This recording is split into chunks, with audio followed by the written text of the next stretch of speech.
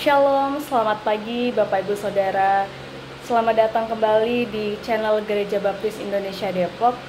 Dan pada saat ini saya akan membawakan renungan yang berjudul Melangkah Bersama Saudara Seiman di Dalam Komunitas. Namun sebelum itu saya akan mengajak Bapak Ibu Saudara sekalian untuk berdoa bersama-sama. Mari kita berdoa. Allah Bapa yang baik yang bertahta dalam kerajaan surga, sungguh kami bersyukur pada kesempatan ini Engkau memberikan kesehatan, kekuatan kepada kami. Dan pada saat ini Bapa, kami akan merenungkan sebagian dari firman-Mu. Biarlah firman-Mu ini dapat menjadi pedoman bagi hidup kami, dan kami siap untuk memulai hari ini dengan penuh sukacita dan oleh penuh pertolongan Tuhan. Terima kasih Tuhan, hanya di dalam nama Tuhan Yesus kami berdoa dan juga mengucap syukur. Haleluya, amin. Baik, kali ini renungan diambilkan dari Filipi pasal 2 ayat 1-3. Saya akan membacakannya bagi Bapak Ibu Saudara sekalian. Jadi karena dalam Kristus ada nasihat, ada penghiburan kasih, ada persekutuan roh, ada kasih mesra dan belas kasihan.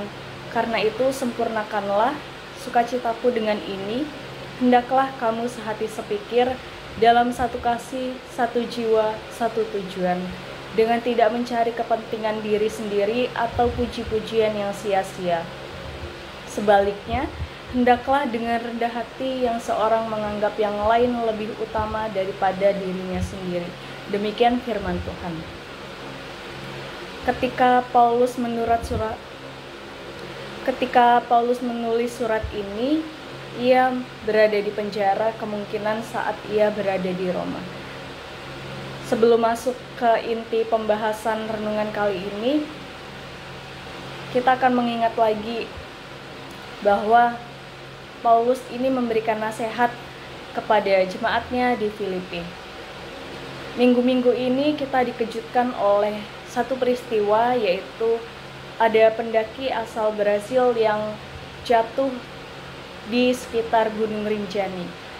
Ketika saya mendalami kasus ini dan juga melihat berita ini, saya mencari tahu kenapa pendaki tersebut bisa jatuh.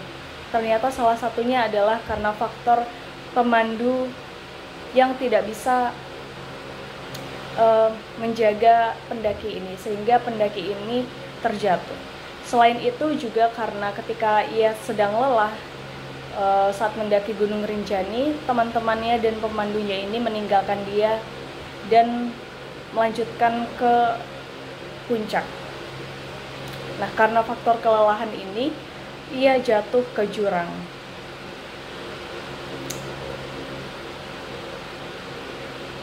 Dan ketika saya melihat ini, sungguh sedih rasanya. Kenapa seorang pemandu dan teman-temannya tidak punya rasa kasihan? Setidaknya kalau misalkan ada temannya yang kesusahan, tentunya harus ditolong. Kalau misalkan pendaki ini dia sedang kelelahan, minimal ada temannya yang menemaninya.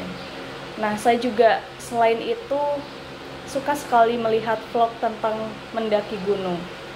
Biasanya orang yang mendaki gunung pasti membawa teman, kemudian ada rombongan tersendiri, dan ada juga yang namanya komunitas mendaki.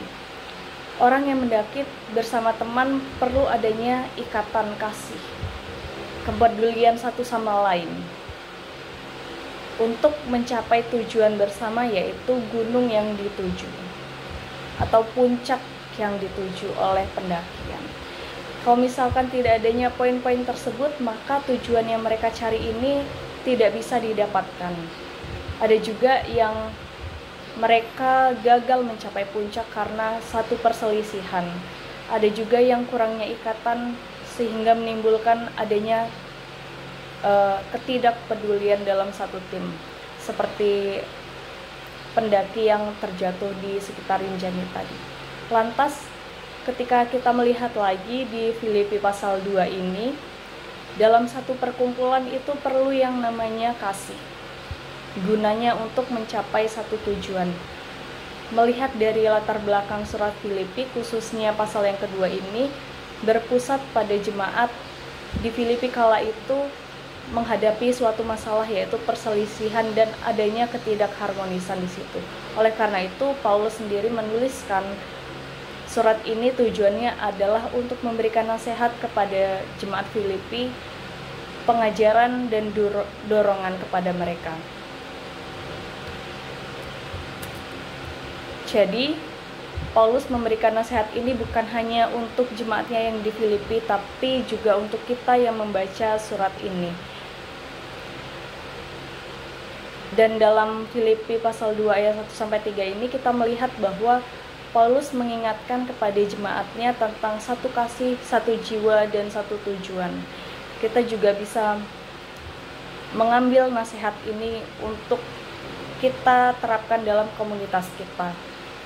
Rasul Paulus sendiri menuliskan setidaknya ada hal-hal yang menjadikan komunitas itu saling mengerti satu sama lain. Tapi tidak dipungkiri juga bahwa satu komunitas ada hal-hal yang menyebabkan hancurnya sebuah komunitas.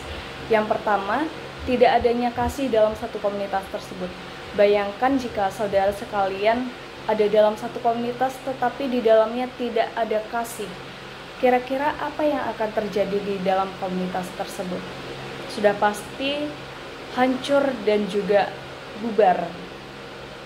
Nah, jadi mari kita sekalian ketika dalam komunitas atau persekutuan, kita perlu menerapkan yang namanya kasih, supaya kita hidup di dalam komunitas yang penuh rasa belas kasihan satu sama lain.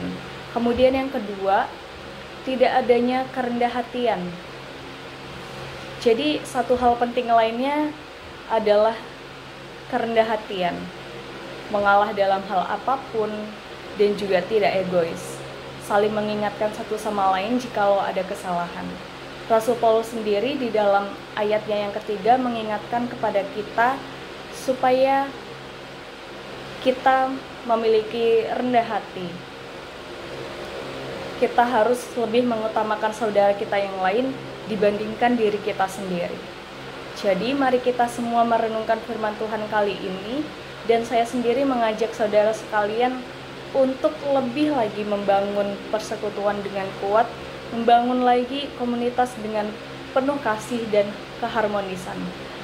Roh Kudus akan menolong kita untuk menjadi saksi yang efektif bagi Kristus dan menolong kita di dalam dunia sekarang ini.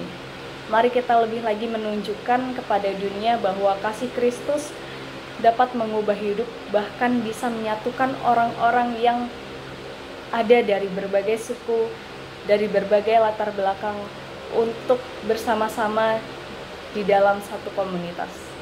Demikian renungan kali ini. Mari kita mengajak saudara-saudara kita seiman untuk melangkah bersama di dalam sebuah komunitas. Demikian firman Tuhan, mari kita tutup dalam doa. Allah Bapa yang baik, terima kasih Engkau telah mengingatkan kembali untuk kami satu sama lain menerapkan kasih yang begitu besar seperti Engkau mengasihi kami di dalam dunia ini. Kami sungguh bersyukur bisa mengenal satu sama lain ketika berada dalam persekutuan, dan biarlah firman ini bisa mengingatkan kami kembali untuk saling peduli terhadap teman-teman kami seiman. Terima kasih Tuhan, hanya di dalam nama Tuhan Yesus kami berdoa dan juga bersyukur. Haleluya, amin. Demikian firman Tuhan, Tuhan Yesus memberkati.